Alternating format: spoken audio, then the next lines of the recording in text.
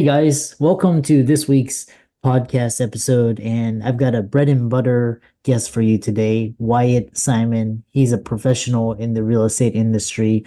And for the audience out there, which is the high income earners, high net worth individuals, the doctors, the lawyers, dentists, looking to use real estate for either cash flow, cap appreciation, tax benefits, this episode is for you. So, Wyatt, welcome. Yeah, Chris, thanks for having me. Excited to be here. Yeah, I know you've got a really impressive background. So talk about your background and how you got into real estate and what you do now. Sure. Well, so when I started, I'll take it all the way back to loving parents, and they provided a good life for us. Unfortunately, they lost a lot of their portfolio in 2000, and they lost another big chunk of their portfolio in 2008 when they sold at the bottom. Mm. And so living through that, it kind of formed me. I was like, okay, there's got to be a different way because they did the Dave Ramsey thing. They saved money, and we lived way below our means. The answer was no to most things, but they never really got ahead, and they retired very late in life because of it. Mm. And so then I came across a book called Rich Dad Poor Dad, which I think a lot of people have read, I'm sure, but that taught me how to have assets generating you money while you sleep. And I was like, Yeah. I want that. But the problem was I was 22 at the time and broke, and I didn't know how to buy assets with no money. So the first thing I had to figure out was how to use finance. And I'd say my biggest thing of my story is I'm the kid that took a 200K line of credit and turned it Uh, into a $20 million real estate portfolio yeah. using finance.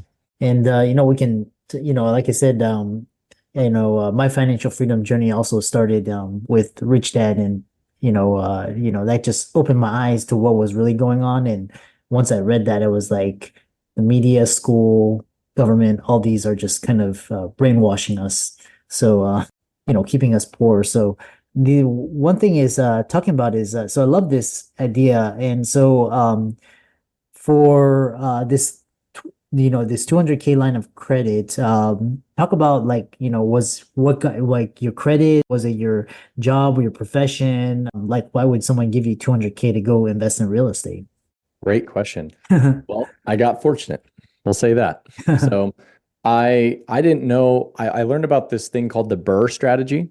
Maybe a lot of people have heard of it, but that's when you buy a property, renovate a property, rent a property, and then refinance it and repeat. And the reason why that strategy is so important is because it allows you to take a little bit of capital and recycle it to pick up these assets. And so that was my ticket. I was like, okay, if I can just do this with a little bit of capital, then that's how I can buy these assets. And so the first person I called, I said, Mom and Dad, I know you guys don't have cash, but you do have your house paid off in cash. Would you allow me to take a line of credit against your house? And they said, absolutely not. There's no way we're letting our son do that. This is our life. And eventually, 9 months later, they said yes. After I continued to educate myself and learn about the BRRRR strategy and continue to go to these real estate meetups and connect with people and show them that I knew what I was talking about, eventually they took a chance on me. And I was able to then buy a single family house, use the strategy. I mean, I don't know how long, I won't get too much into details, but everything happened at that house. Like I threw my back out. It took me 6 months. I rehabbed it after work. I did all the work myself with a buddy. Uh, And then eventually we fixed it up, refinanced it out and rented it. And that was proof of concept. and like I said, it's very capital efficient. So it's not just sitting there, just accumulate. It's you're able to do stuff with it. So, the next question I have is, so you had, you were able to, what I really find is this idea, what's the greatest mindset shift to go from a W-2 job to building a $20 million portfolio? I'm really curious about that. That's a great question. I think it starts with your habits. So I like to I like to say to my students, I do coach people. There's really three things. I'll say this. So to be successful financially, right? There's other things in life, but to be successful financially, you need to play defense, you need to play offense, and you need to have investments. Playing defense is Dave Ramsey 101, right? Like live below your means, have a budget, start there if you don't, right? Two is play offense, and that's the W-2 job. for most people. For me, it was the W-2 job. Maybe you're a business owner and now, you're trading your time in, time out. That's your offense, and stick with that, like crush that. But then on the side, you got to have investments as well, right? And Yeah. for me, putting stuff in the stock market where I saw it cycle and not go well, that was not something I wanted to do. So I wanted to have control of my investment. And that was why I picked real estate, building some other kind of wealth in the background. And you really got to have all three for that. So to answer your question, how do you do that? Well, for me, I was doing all three for a while, right? I was playing defense. I was working a W-2 job for a foundation company doing sales for almost 4 years, making a good living. I was good at it. I got really good at it. And then on the side, I was buying 20 to 25 houses a year. And then eventually I built up a nest egg where I said, okay, I've got 6 months worth of living expenses. The business is starting to really take flight. I will leave this W-2 job and replace it with starting a business. Yeah. Yeah. And so my next question is, one of the common objections I hear from real estate investors, they say real estate is very inefficient. It's big, bulky, slow, inefficient. And you talk about insurance costs, you talk about like maintenance fees, all these costs are going up, so the cost of holding that is going up, right? And then you have to, on top of this, you have renter liability now, you have squatters, they have more rights than you do as an owner. So is there another asset that's real estate, tied to real estate, that's easier? Like, is it a REIT? Is it a syndication? Because most people I talk to, they say you do not get rich by becoming a landlord. So talk about that. Interesting. Well, I would beg to differ, but I'll say this, like Warren Buffett says it best. I'm from Omaha. Warren Buffett's the oracle, right? Risk is not knowing what you're doing. Mhm. Right. So if you're looking to invest in an asset and become a landlord, if you don't know how to be a landlord, Yeah. you're gonna go through the learning curve and it's gonna suck. And I can tell you, I have done it. So, like it basically, put it this way. If you're listening to this and you're happy, you've got your defense down, you've got your offense down, maybe you're a high performer, you're a doctor, I'm assuming your audience is a lot of that based on what you've told me. You guys are killing it on the offense and defense, I would assume. So really it's just the investments. Like where can I make an investment that's going to be the least amount of intensive time and effort and still have a great return? Yeah. Syndications are one of the best areas for that, because you're partnering with experience. So you don't have to go through the learning curve. You don't have to do the work. You get all the upside of the real estate, but you're not having to pay the downside of it, the operator. Yeah. Yeah. Thing I hear is the operator, they go missing or they go bust, and really it's kind of the risk, the operator is kind of like, I mean, I don't want to say they're taking no risk, but they have the capital. So one thing, talk about the market, the economy, where I hear real estate, especially multifamily, is struggling a lot.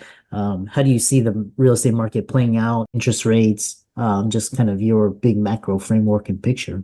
So big macro, we still have a housing crisis when it comes to the single family market, right? Everything comes back to supply and demand.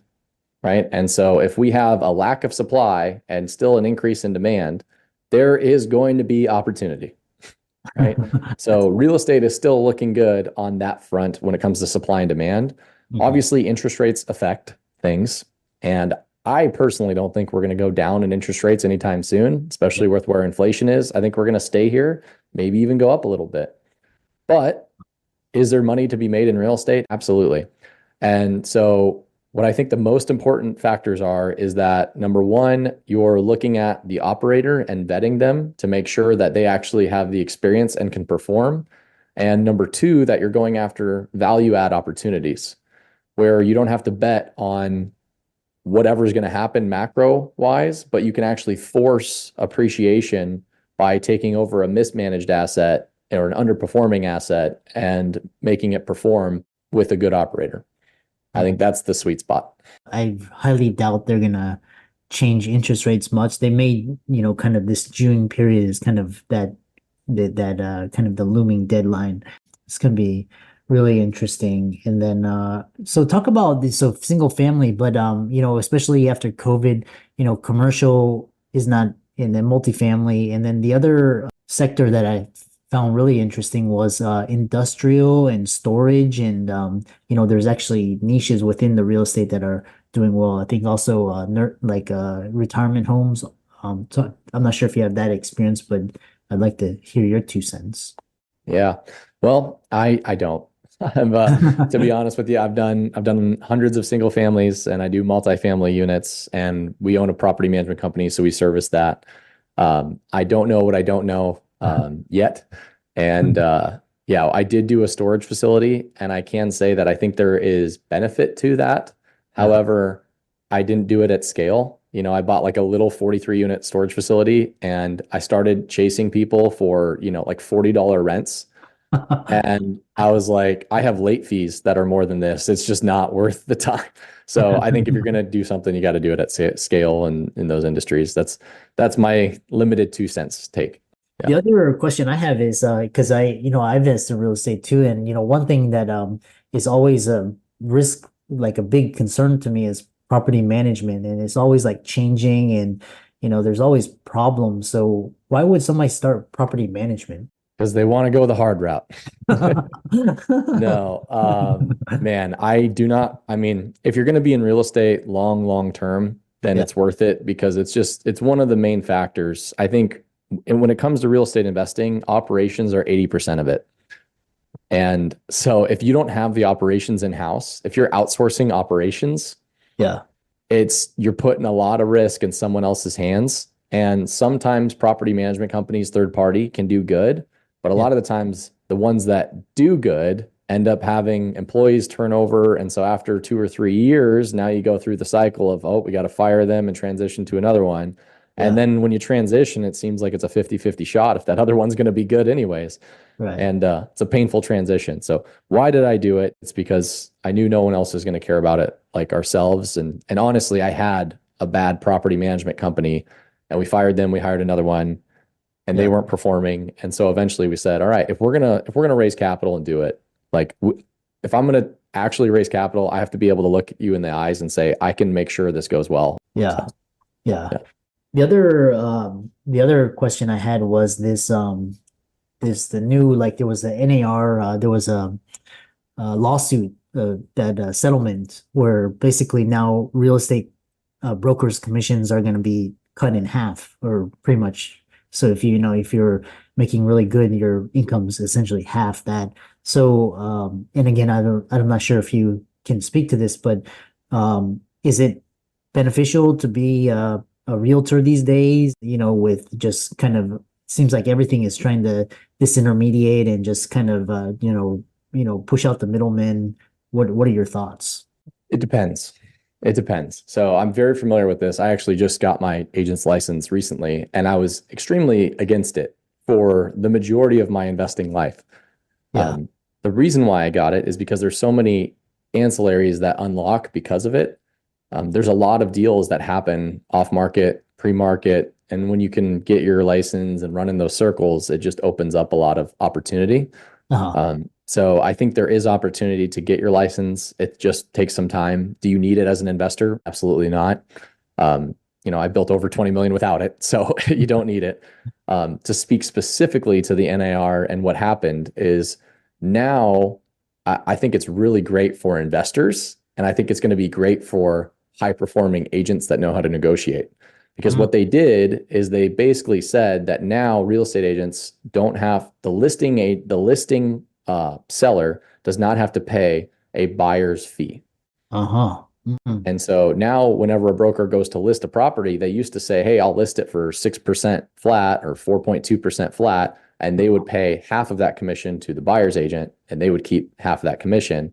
Now, when they go to a seller, the seller has the option to pay both or to not. Uh-huh. And so it'll be very interesting to see how that goes. But what I think this will do for the industry, and I'll speak locally here for some local knowledge. In Douglas County, we have 2,400, a little over 2,400 licensed agents in our county of Omaha. Uh-huh. And of those licensed agents, there's only 156 of them that do over 2 million a year in gross revenue, which is, or in just market share. So that's not their take home, not even close, which basically means there's, almost 2,000 agents that are not hardly doing any volume and just have their license. Yeah. Well, I think what you're going to start to see is a lot of these agents, and I'm sure it's similar in other markets, a lot of these agents are going to lose or are just going to stop. You're not going to see people getting their license to sell their house or their mom's house. Like people are just going to stop doing that, which means the true good skilled agents are going to make more because they're going to capture more market share with what's going on, and it's just going to kind of eliminate the litter. So talk about the buyer's agent. So how are they going to get compensated? Is it going to be on the buyer side, or is it or they have to? I'm sure someone has to pay because no buyer's agent is going to work for free. I mean, how will they get compensated?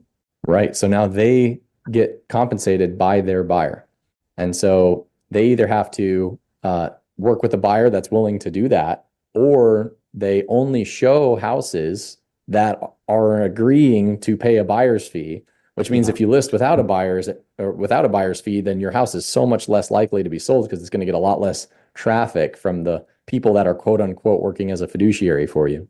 Interesting. Yeah, yeah.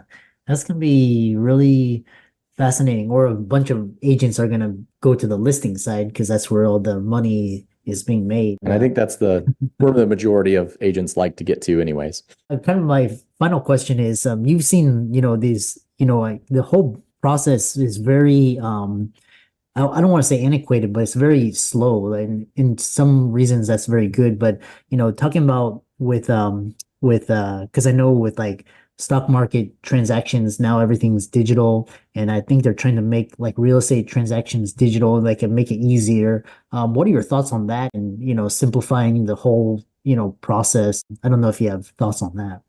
I think it's great. I think we should, continue to streamline as much as possible. I mean, DocuSign was amazing. Recently, or I guess maybe as a year and a half ago, I attended the blockchain real estate conference summit. And so I really believe that blockchain will change title companies where now we don't have to sort all this crap and it's just going to be on the blockchain and it's going to be very easily transferable with no objections and there's no more recourse or title insurance. Like it's going to change the industry.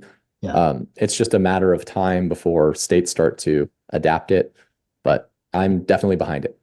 How can people contact you? Because you seem very innovative and forward thinking, and especially with these with these new developments. And how can people reach out to you? Because I know you also do coaching too. So I'd say two ways. The best way is follow me on Facebook. You'll see all my stuff. I'm very active on Facebook. I do have a website. If you're wanting to get coaching on real estate, you can go to WyattSimon.com. and check out what I have to offer there. I've got a ton of free resources if you're wanting to get started and you want to use that. And then maybe if you're a more high net worth individual and you just want to invest passively, then my company is fcequitypartners.com. Stands for Full Circle Equitypartners.com. And you can schedule a call to see how we can help. I really enjoyed talking to you because most of the individuals, they're conversing, and so it's just kind of good to get the nuances. And so all of Wyatt's social media links will be in the show notes, and be sure to give him a like and follow, check out his company, his resources, and see how they can help you. And thanks so much for coming on. Yeah, thanks for having me on, Chris. Appreciate it.